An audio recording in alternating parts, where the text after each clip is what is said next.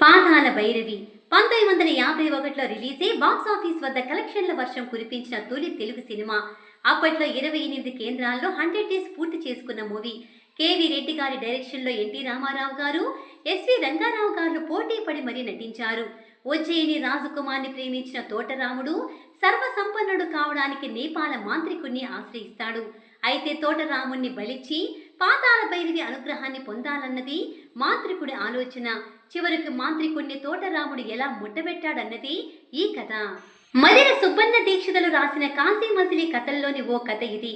Black and white రోజుల్లోనే ఎలాంటి technology అందుబాటులో లేనప్పుడే ఇలాంటి ఫ్యాంటసీ ఫిలిం చేయాలనే ఆలోచన రావడం, అనుకున్న దాన్ని అత్యద్భుతంగా తీసి చరిత్రలో నిలిచిపోయేలా చేయడం నిజంగా సాహసమని చెప్పాలి. పాతాళ భైరవిలో తోటరాముడి రోల్కు తొలుత అక్కినేని నాగేశ్వరరావు గారిని, మాంత్రికుడి పాత్రకి గోవిందరాజుల సుబ్బారావు గారు లేదా ముక్కామల గారిని అనుకున్నారట డైరెక్టర్. ఓ రోజు వాహిని స్టూడియో ప్రెమిసెస్ లో ఎన్టీఆర్ గారు, ఏఎన్ఆర్ గారు టెన్నిస్ ఆడుతుంటే కేవీ రెడ్డి గారు అక్కడికి వచ్చారు. ఇద్దరు హీరోలు ఆటలో లీనమైపోయారు. 2-3 సార్లు బాల్ రాకెట్కు తగలకపోవడంతో ఎన్టీఆర్ గారికి కోపం వచ్చి నెక్స్ట్ బాల్ని బలంగా బాదారట. దాంతో అది అడ్రస్ లేకుండా పోయింది.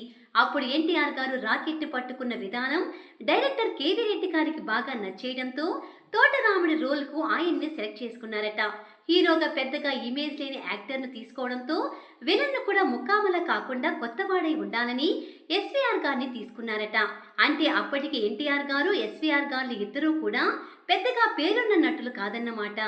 అప్పట్లో సినిమాలకు డూపులుండేవారు కారు. పాతాళ భైరవిలోనూ ఎక్కడా డూపులను పెట్టలేదు. ప్రతిదీ నేర్చుకోవాలన్న ఉత్సాహం అప్పటి నటుల్లో ఉండేది.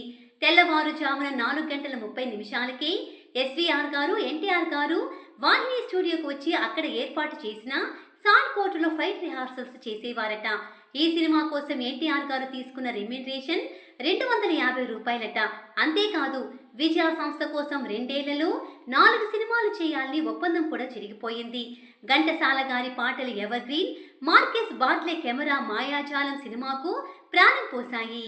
1952 జనవరిలో గోవాలో జరిగిన తొలి భారత అంతర్జాతీయ చలనచిత్రోత్సవంలో దక్షిణ భారత్ నుంచి ప్రాతినిధ్యం పొందిన ఏకైక సినిమా పాతాళ భైరవి. తెలుగు, తమిళ భాషల్లో ఏకకాలంలో ఒకే హీరోతో నిర్మాణం జరుపుకున్న తొలి ద్విభాషా సినిమా కూడా ఇదే. తెలుగులో 1951 మార్చి 15న రిలీజ్ అయితే తమిళంలో అదే ఏడాది మే 17న విడుదలయ్యింది. 1980లో జితేంద్ర హీరోగా ఇదే సినిమాను సూపర్ స్టార్ కృష్ణ గారు హిందీలో కలర్లో తీశారు. ఈ సినిమాలోని సాహసం సేరా డింబక, రాకుమారి దక్కనురా అనే డైలాగ్ ఇప్పటికీ వినిపిస్తూ ఉంటుంది.